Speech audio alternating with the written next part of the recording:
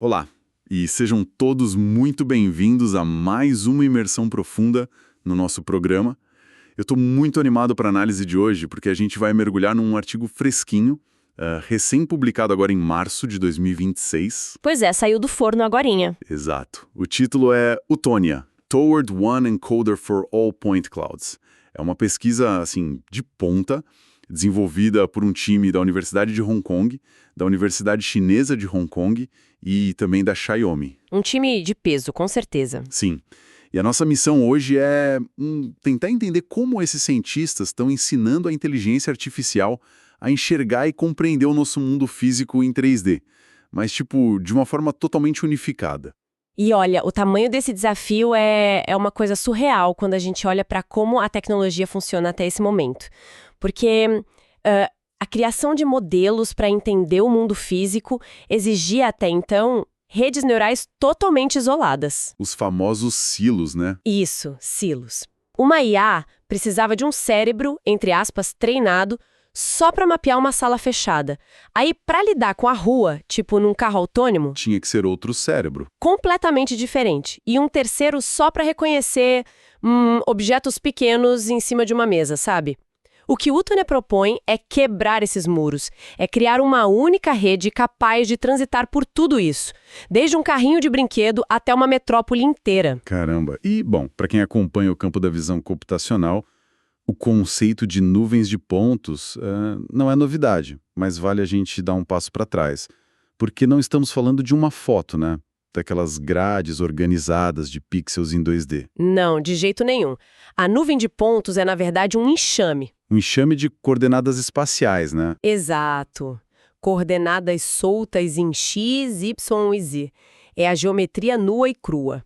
Só que misturar essas nuvens de origens diferentes sempre foi o pesadelo de qualquer pesquisador por causa do que o artigo chama de... Mudanças extremas de domínio. Isso mesmo.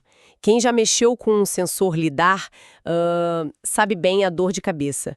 Pensa no lidar no teto de um carro escaneando uma rua. Aham. O padrão é bizarro. Forma anéis. Perto do carro tem muito dado, mas um pedestre a, 50 metros de distância... Vira só uns 3 ou 4 pontinhos perdidos, né? Pois é, a escala é enorme e a dispersão é gigantesca. Agora, pega isso e compara com um scanner a laser escaneando uma xícara de café num laboratório. A diferença deve ser brutal. Muito.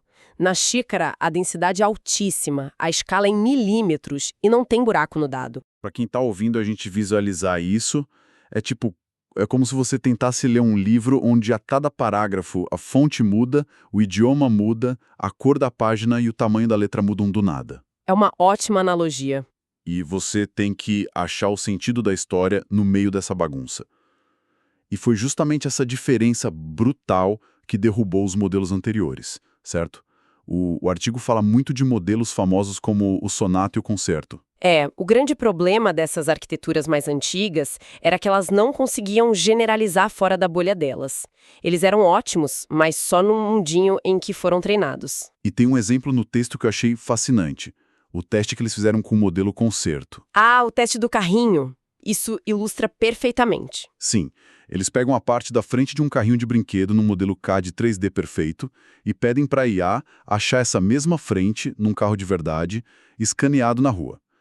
E o modelo simplesmente... Falha miseravelmente. Ele não conecta as coisas. Não conecta porque, para o modelo, a diferença massiva de escala, somada com o fato de que o carro na rua tem poucos pontos, destrói qualquer similaridade semântica. Ele não entende que a grade de plástico de 5 centímetros e a frente de metal de 1,5 metro são a mesma coisa. O que nos leva à genialidade da solução do Utonia. O que eu achei mais legal é que eles não tentaram resolver isso criando um monstro. Não mesmo. Eles não enfiaram bilhões de parâmetros só para forçar a máquina a aprender na base da força bruta. Eles foram cirúrgicos. Investigaram por que o treinamento falhava e aplicaram o que eles chamam de 3 correções mínimas e agnósticas. E vale ressaltar que os dados que eles usaram para treinar ainda são monumentais, viu? Assim, com certeza. 250 mil nuvens de pontos de vários domínios, cruzadas com 1 milhão de modelos CAD. Mas as correções são pontuais. Vamos destrinchar a primeira. Eles chamam de cegueira causal de modalidade. E o artigo usa uma analogia de vendar os olhos da IA. Como assim vendar a IA ajuda ela a ver melhor? O que é fascinante aqui é que as redes neurais elas são meio preguiçosas. Sério? Elas buscam o caminho mais fácil. Muitas nuvens de pontos têm dados extras tipo as cores, o RGB, e as normais, que indicam a direção da superfície.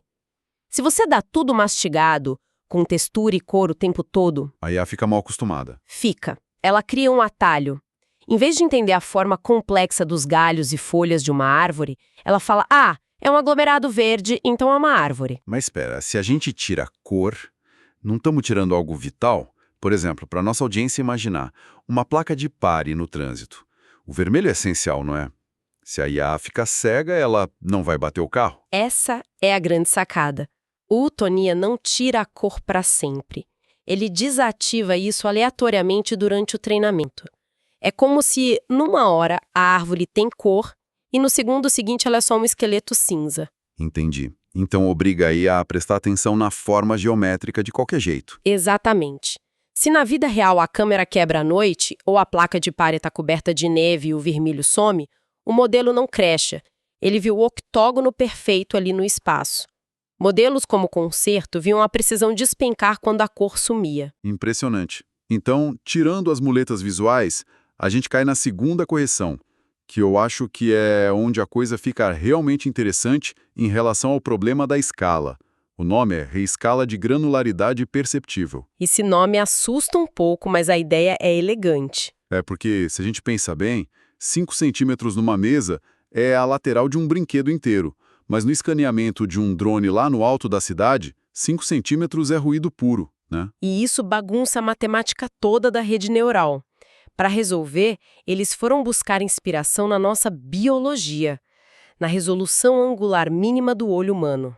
Olha só. A gente lida com objetos gigantes ou minúsculos baseando no espaço que eles ocupam no nosso campo visual. A gente reescala as coisas mentalmente. O Tonia faz isso. Ele aplica um fator de reescala dinâmico nas coordenadas de cada nuvem de pontos antes do processamento começar. Então ele cria tipo uma unidade de medida unificada na cabeça da máquina. Isso. Harmoniza a unidade de medida. Seja um dado de um lidar gigante ou de um scanner pequeno, a IA opera com a mesma granularidade. O que prepara o terreno para a terceira correção, que atua meio que junto com essa, que é o HOPE, o Rotary Position Embedding. Em linguagem natural, o pessoal de IA já conhece os embeddings para dizer a ordem das palavras. Mas como isso funciona num espaço 3D todo caótico? No modelo 3D antigo, a máquina tentava decorar pontos fixos, posições absolutas numa grade imaginária. Mas como a gente falou, nuvem de pontos é caótica, tem buracos, a densidade varia muito, o HOPE muda o jogo porque ele traz a geometria relativa. Em vez de decorar o CEP do ponto, digamos assim. Exato. Em vez de decorar uma coordenada global, o modelo olha para a relação daquele ponto com os vizinhos dele.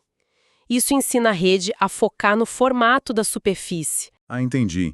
Então, se o carro tiver poucos pontos ou muitos pontos, a curva do capô continua sendo uma curva.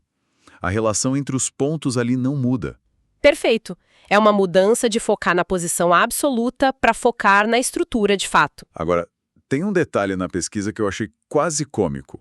Um obstáculo durante o treinamento que é basicamente o paradoxo da gravidade. Nossa, esse problema foi muito real. Porque, pensa bem, uma rua tem chão e tem céu. Um escritório tem teto e tem piso. A gravidade dita o eixo Z, o eixo vertical. Mas e uma caneca 3D solta no vazio do computador? E um dragão de brinquedo escaneado? Eles não têm em cima e embaixo absolutos. Pois é, e como isso bugava a IA? O conflito era o seguinte: se a IA processa milhares de ruas e quartos, ela cria uma regra fixa na cabeça dela. O eixo Z é a lei. Aí, quando um braço robótico derruba uma cadeira ou alguém segura a caneca de lado, o modelo não reconhece mais, porque a gravidade daquele objeto quebrou. E a solução deles foi muito inteligente. Foi brilhante. Eles ensinaram para o Otonia quando a gravidade importa e quando ela não importa. Mantendo os quartos e as ruas retinhos, mas fazendo uma bagunça com os objetos isolados. Exatamente isso. Cenas grandes não giravam, mas os objetos soltos passavam por rotações agressivas em todos os eixos, as rotações SO3. A máquina sacou que o chão não gira, mas uma ferramenta pode estar apontada para qualquer direção. E aí a gente chega na hora da verdade, né? Porque de um lado temos dados de rua ruidosos, de outro salas detalhadas, a gente segue o modelo aleatoriamente, muda a escala e ainda joga as cadeiras para cima girando. Tudo isso junto funcionou na prática. Funciona de um jeito que rompe com tudo que a gente via antes. Historicamente, se conectarmos isso com o panorama geral da IA, juntar bases de dados opostas piorava o modelo. Eles competiam entre si e dava o que chamamos de transferência negativa. Um desaprendia o que o outro ensinava. Isso, mas com Otônia aconteceu o contrário. Rolou uma sinergia, um comportamento emergente. A complexidade aprendida nos objetos CAD ajudou o modelo a ver melhor os carros ruidosos na rua. E os números são surreais. Tem um benchmark famoso, o Scanet, para ambientes internos super detalhados e cheios de bagunça. O Otônia bateu 81,1% na métrica deles. A outra, e no Emo, que é só para carro autônomo na rua, o Otônia superou o Concerto também. O modelo assumiu o estado da arte em múltiplas áreas e o teste de remover a cor. Esse é o teste de robustez definitivo. Quando removeram toda a cor, o Concerto desabou. O Otônia continuou estável. O artigo até mostra umas imagens para comprovar. O Otônia conectando sem nenhum esforço um carrinho de polícia de brinquedo com um carro de polícia real escaneado na rua, ignorando totalmente a escala e a falta de cor. Tem também umas segmentações absurdas de plantas num vaso, tudo perfeito. Mas, trazendo um pouco para a nossa realidade, o que tudo isso significa na prática? Para quem está nos ouvindo, por que a gente deve se importar com essa visão geométrica da máquina? O impacto prático é enorme, especialmente em 3 áreas. A primeira é a robótica de manipulação. Sabe aquelas políticas de visão, linguagem e ação? O cérebro físico dos robôs. Isso. Na simulação limpinha, o robô vai bem, mas no mundo real, a mesa é uma zona. Com o Tônia rodando por trás, a taxa de sucesso desses robôs para pegar e manipular objetos pulou para 82,1%. 82% é muita coisa. É a diferença entre o robô não saber onde acaba o controle remoto e onde começa a revista que está por cima dele e acabar derrubando o copo de vidro. Com essa geometria imune à escala, ele acha as bordas exatas. A segunda área é a conexão com modelos de linguagem. Hoje, a gente manda uma foto 2D para a IA e ela descreve. Mas quando você pluga o Tônia no modelo de linguagem, a IA passa a habitar o espaço tridimensional. Então você pode conversar com ela sobre a sala que ela está escaneando. Sim, você pode perguntar onde está o martelo numa fábrica super complexa e ela processa não só a imagem, mas o volume físico das máquinas que estão no caminho, superando qualquer modelo anterior. Que loucura! E a terceira área? A segmentação de mundo aberto. A capacidade de fatiar e entender coisas que a IA nunca viu na vida. Se você mostrar um móvel alienígena com design todo distorcido, ela sabe separar o que é a base de apoio e o que é o encosto. Ela entende o princípio físico do design, não só a foto memorizada. Exatamente, ela aprendeu os limites físicos da matéria. Recapitulando, então, a jornada que a gente fez hoje. A gente saiu de uma era de inteligências artificiais super fragmentadas, né? Um cérebro que entendia o quarto, outro para a rua, outro para o brinquedo, e a gente está testemunhando o nascimento do Unitônia, um modelo unificado, capaz de falar, entre aspas, todas as línguas da geometria tridimensional e que ainda sobrevive de olhos vendados, sem cor nenhuma. É um salto brutal. É monumental. E isso levanta uma questão importante que eu acho que vale a pena a gente jogar para o pessoal pensar. Os próprios autores sugerem isso lá no último parágrafo, na parte de trabalhos futuros do artigo. Qual é o próximo passo? O próximo passo é a cognição espacial em 4D. O tempo. O fator tempo. Isso. Pensa comigo. Se agora a gente tem uma rede unificada que entende a forma de qualquer coisa no espaço, da xícara até a rodovia, o que acontece quando a gente ensina para essa máquina a física da passagem do tempo, o movimento? Umas coisas fluem nesse espaço que ela já domina tão bem. Exato. Como um cérebro que entende perfeitamente o 3D Vai mudar a interação das máquinas no mundo onde tudo está o tempo todo em movimento e colidindo. Prever a geometria da interação antes de acontecer. Fica essa reflexão incrível, quase filosófica para o futuro muito próximo da tecnologia. Sensacional. Bom, muito obrigado mesmo pela parceria na análise de hoje e a todo mundo que acompanhou essa imersão com a gente, nosso muito obrigado. Um grande abraço, continuem questionando o futuro e até a nossa próxima investigação.